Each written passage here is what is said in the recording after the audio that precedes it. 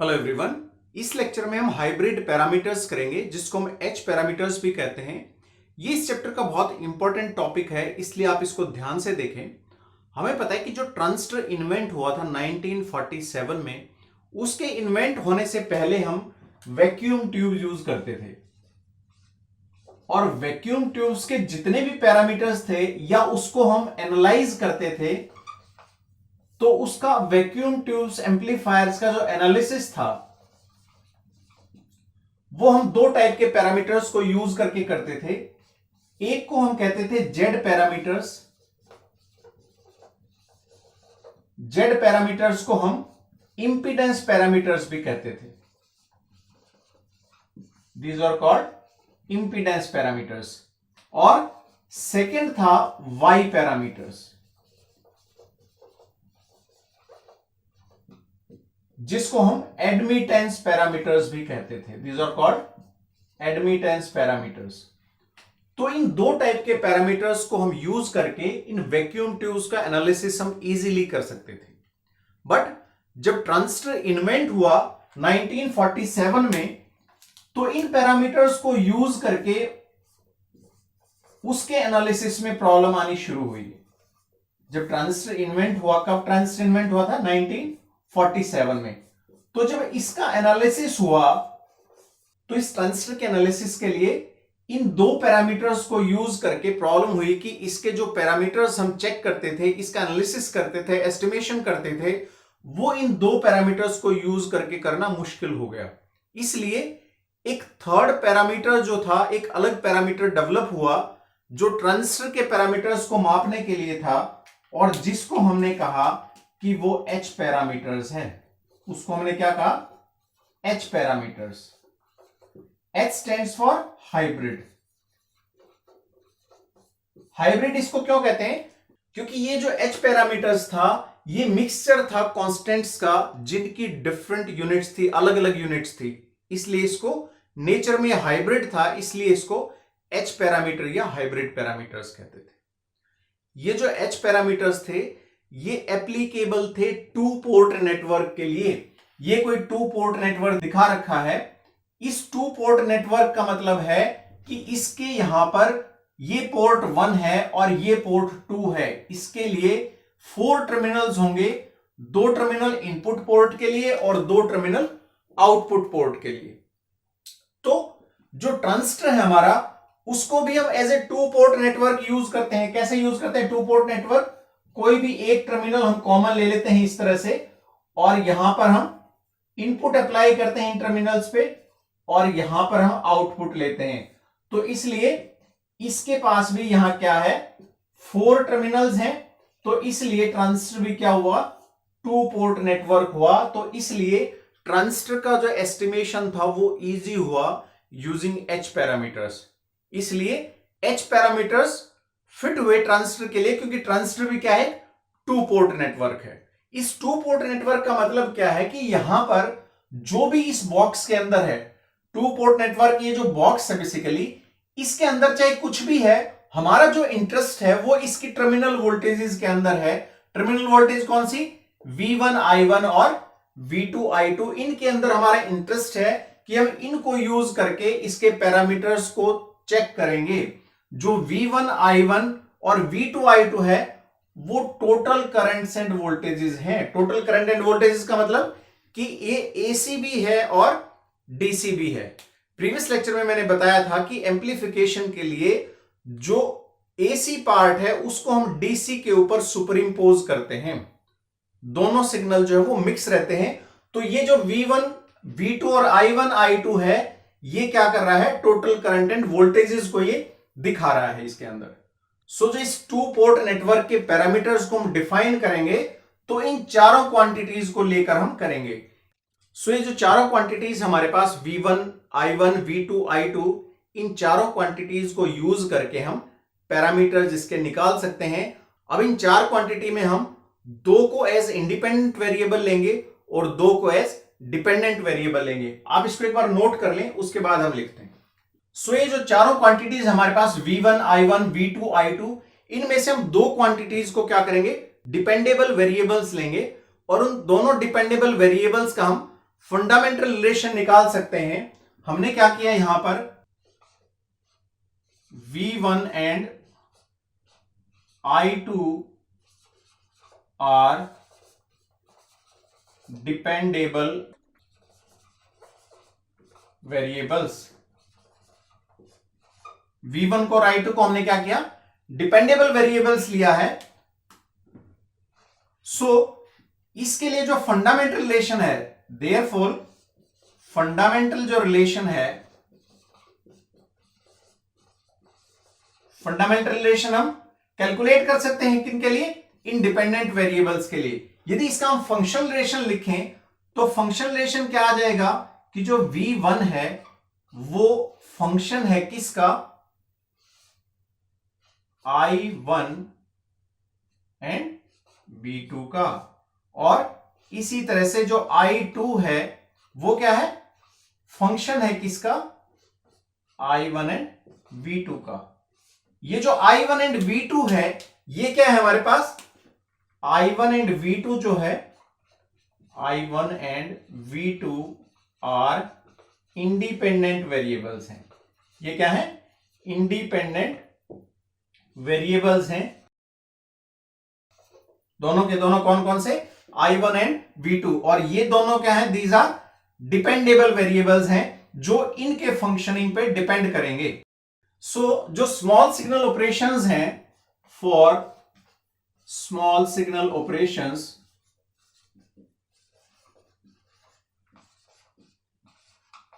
Small signal operation के लिए जो चेंजेस हैं, किसके अंदर चेंजेस हैं, जो वोल्टेजेस एंड करंट्स के अंदर चेंजेस हैं, उनको हम एक्सप्रेस कर सकते हैं bye there total differentials.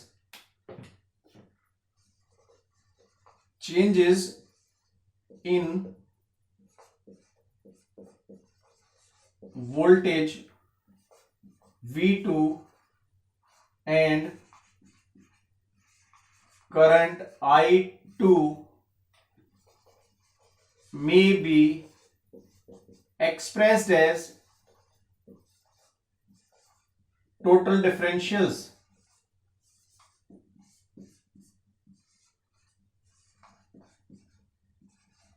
So total differential हम किस तरह से लिख सकते हैं, चेंज इन V1, इसको हम किस तरह से लिख सकते हैं, rate of change of V1 on I1 and small change in I1 plus rate of change of V1 to V2 and small change in V2।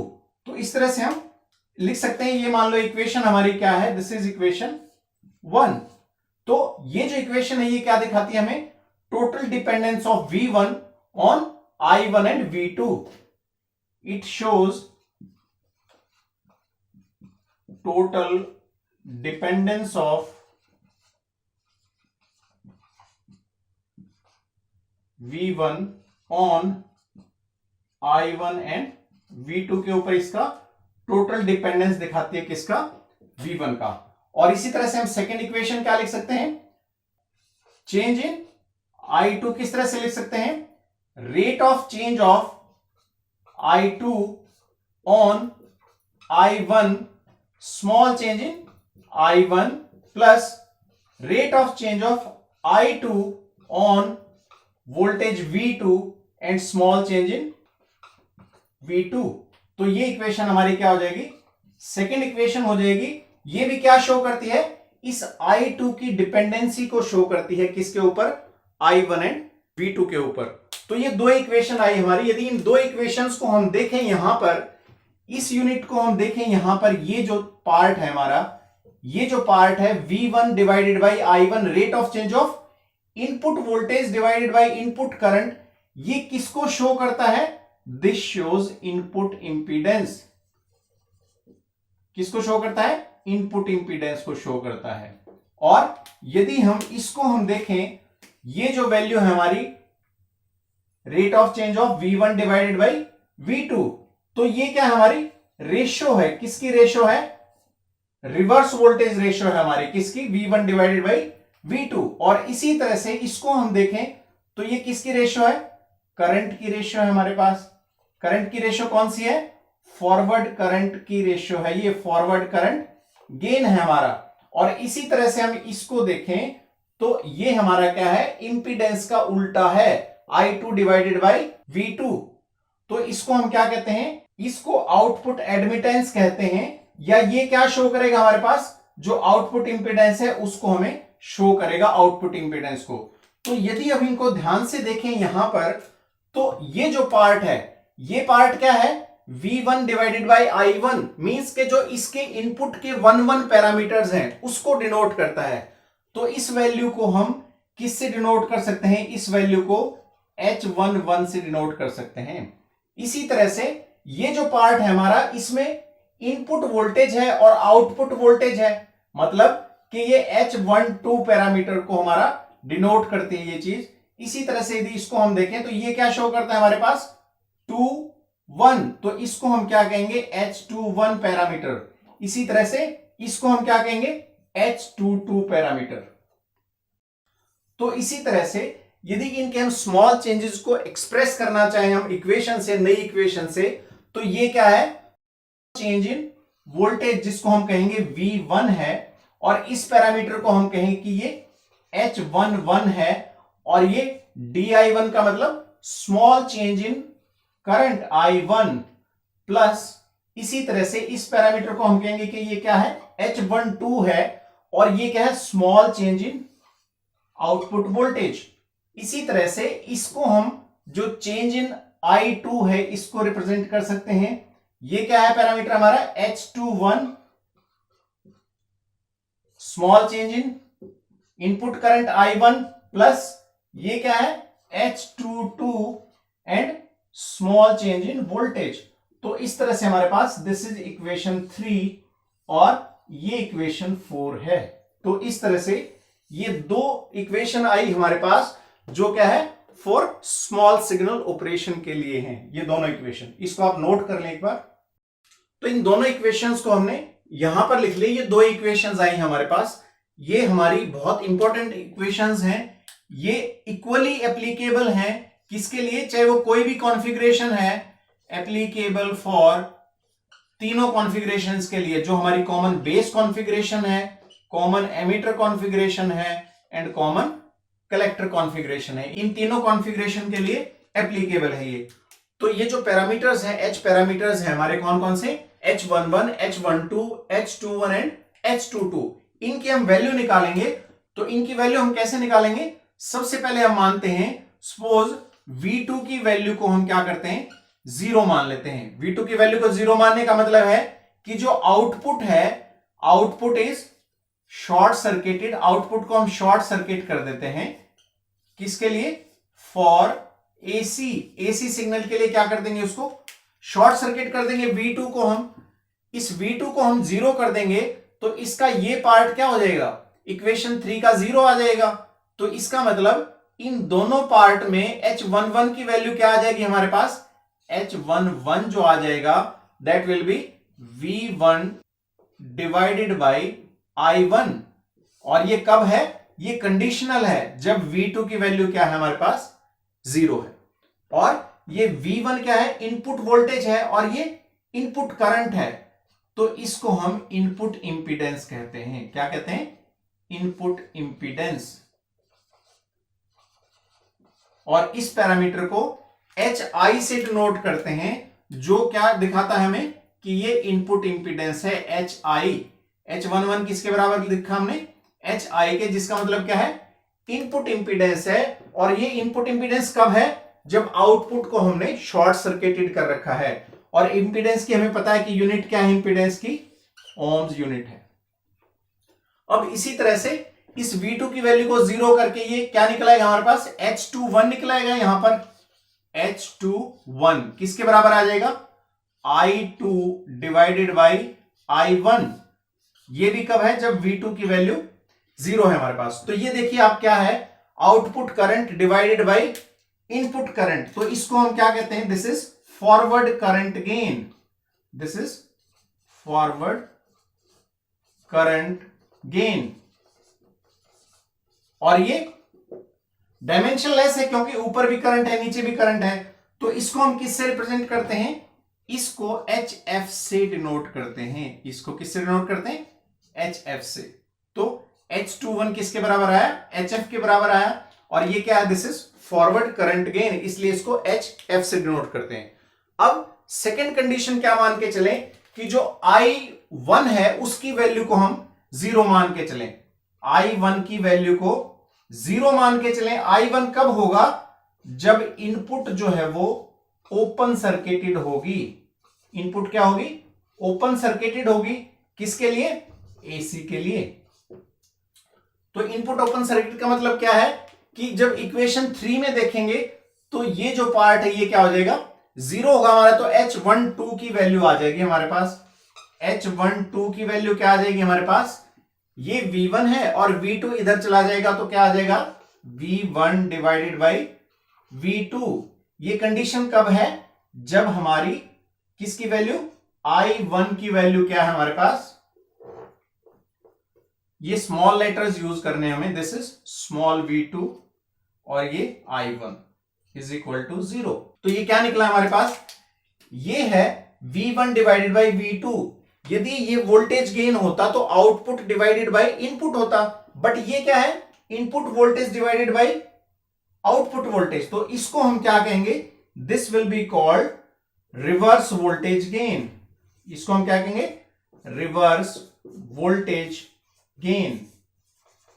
और रिवर्स वोल्टेज गेन को HR से डिनोट करते हैं हम। किससे डिनोट करते हैं? HR से। अब इसके बाद इक्वेशन 4 में हम I1 की वैल्यू को 0 करेंगे तो क्या आ जाएगा हमारे पास? ये पार्ट हमारा क्या हुआ? 0। तो H22 की वैल्यू हमारे पास आएगी। H22 will be equal to I2 divided by V2। और ये भी क्या कंडीशन है कि I1 इज इक्वल टू क्या है? 0 है। I1 0 का मतलब क्या बताया हमने कि जो इनपुट है वो ओपन सर्किटेड है फॉर AC के लिए। तो इसको हम चेक करें तो हमें पता है कि जो इंपीडेंस है वो V2 डिवाइडेड बाय I2 होती, और ये क्या है? दोनों आउटपुट क्वांटिटीज हैं। तो इसको हम क्या लिखेंगे? उसका उल्टा लिखेंगे, आउटपुट एडमिटेंस। Output admittance.